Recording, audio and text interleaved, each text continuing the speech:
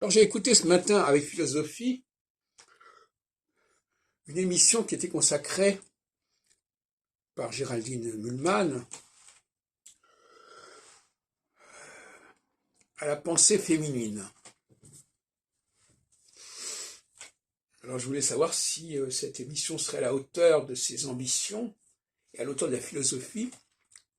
Et j'ai remarqué une lacune absolument considérable, à savoir, on ne parle pas de la dualité, on ne parle pas de la dialectique.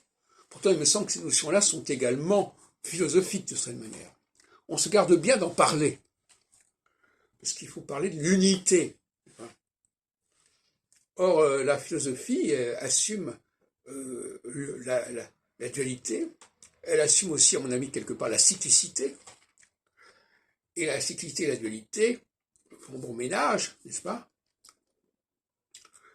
Et en astrologie, cette dualité ou ce déni de dualité conduit d'un côté à faire des astrologues qui vont étudier le thème natal, le thème, c'est-à-dire un moment arrêté,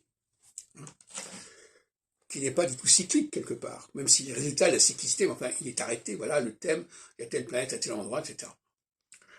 Et également, le fait de considérer l'ensemble du système solaire comme un seul, comme un tout, alors qu'en réalité, il est constitué à la fois de facteurs moteurs, masculins, et de facteurs fixes, féminins.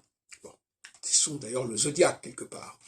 Donc, de même que, par exemple, quand le soleil passe dans un signe, il y a le soleil qui est un élément masculin et le signe qui est un élément féminin.